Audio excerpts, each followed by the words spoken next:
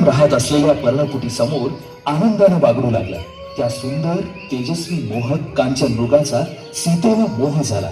अवर्णनीय सौंदर्य असलेला सर्वांग सुंदर रत्नखचित असा तो कांचन मृग पाहून सीता म्हणाली, हे प्रभू, हा कांचन मृग किती सुंदर आहे ने. त्याचं अप्रतिम असं सुवर्ण रूप. आहा, या मृगाचे चर्म किती विलोभनीय, किती सुंदर आहे. हे सत्य प्रतिज्ञ प्रभू, या कांचन मृगाचा वध करून माझ्यासाठी त्याचं चर्म घेऊन यावं. लक्ष्मणा, वनात राक्षस समुदाय संचार करीत आहेत. बुद्धी, विवेक, बल आणि समय यांचा विचार करून सीतेचे रक्षण कर.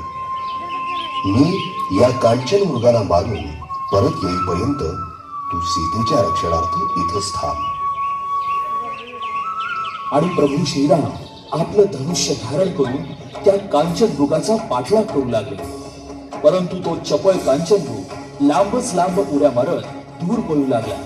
श्रीरामही त्याचा पाठलाग करता करता दृष्टीआड झाले.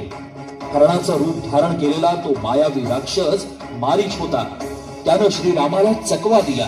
तेवढ्यात श्रीरामांनी त्या कांचन मृगाचा अर्थात मारीच राक्षसाचा बाणाचा वेध घेतला. मायावी मारीचाने जाणीवपूर्वक श्रीरामांच्या आवाजात आरोळी ठोकली.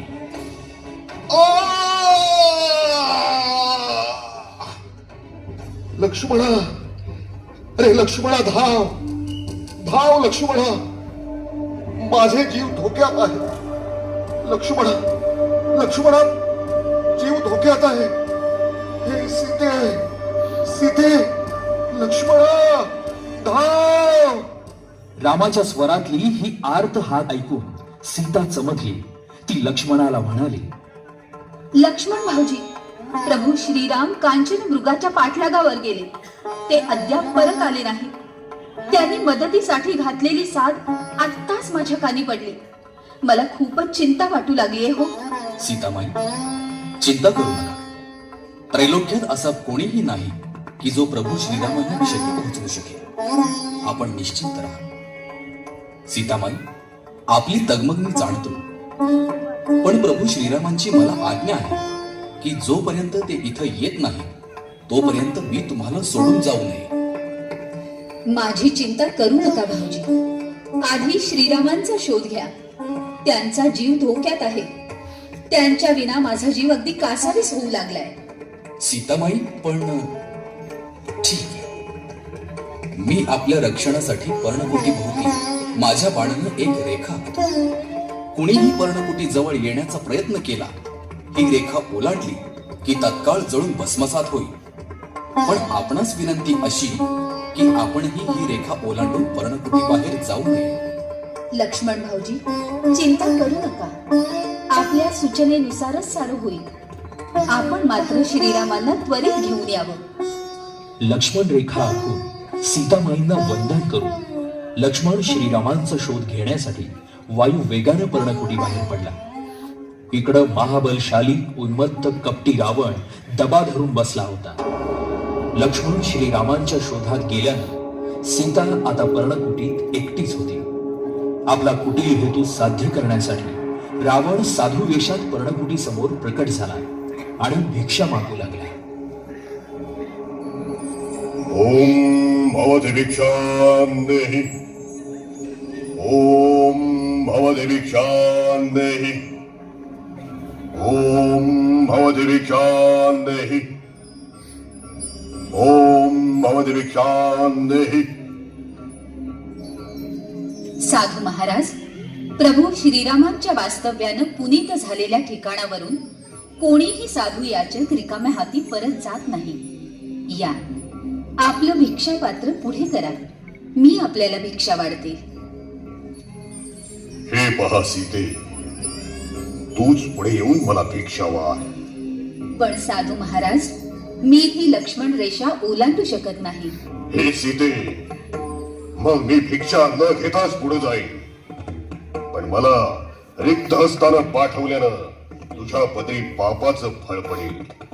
माझ्या शापाचं फळ वाढेल. तुझ्या माथी कलंक येईल. राम लक्ष्मणास नरक यातना होतील. नको नको साधू महाराज, असं अशुभ चिंतू नका, अभद्र कथन करू नका. मी येते ही रेखा ओलांडून आणि वाढते आपल्याला भिक्षा. लक्ष्मण रेखा ओलांडून सीतेने पुढे पाऊल टाकलं. भिक्षा वाढण्यासाठी हात पुढे केला. त्याच क्षणी कपटी रावणानं सीतेचा हात पकडला. तिच्यावर जोरदार झडप आणली. आपल्या बाहूंच्या रेख्यात होती. महाकाय रावण रूपात प्रकट होऊन त्यानं सीतेला खांद्यावर टाकलं. सीतेचा प्रतिकार चालू होता, पण त्या प्रतिकाराला न जुमानता रावणानं सीतेसह पुष्पक विमान लंकेच्या दिशेनं मार्गस्थ केलं. नको सोड मला, सोड मला, सोड. लक्ष्मणा, प्रभू प्रभू रामा, धामा धामा. प्रभू प्रभू सोड मला, सोड. प्रभू. माता सीतेला जबरदस्तीने आकाशमार्गे लंकेत नेत असताना लंकाधीश रावणावर पक्षीराज जटायूनं हल्ला केला. पक्षीराज जटायूनं माता सीतेला रावणाच्या तावडीतून सोडवण्याचा अटोकाट प्रयत्न केला. दशानन रावण आणि पक्षीराज जटायू यांच्यात युद्ध जुळलं. पण अखेर रावणानं आपल्या खड्गानं जटायूचे पंख कापले आणि तो लंकेकडे मार्गस्थ झाला. सोड सोड मला, सोड दुष्टा, सोड सोड मला. लक्ष्मणा, प्रभू प्रभू श्रीरामा, सोड मला, सोड दुष्टा. प्रभू प्रभू रामा, अरे सोड सोड मला. लक्ष्मणा लक्ष्मणा,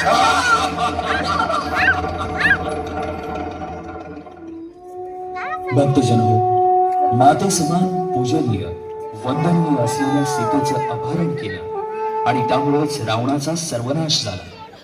म्हणूनच भक्तांनी परस्त्रीला माते समान वागवा, भगिनींचं रक्षण करा, आपल्यातील राम सदैव जागा ठेवा, आपला रावण होऊ देऊ नका. नारी ही पूजनीय आहे, वंदनीय आहे.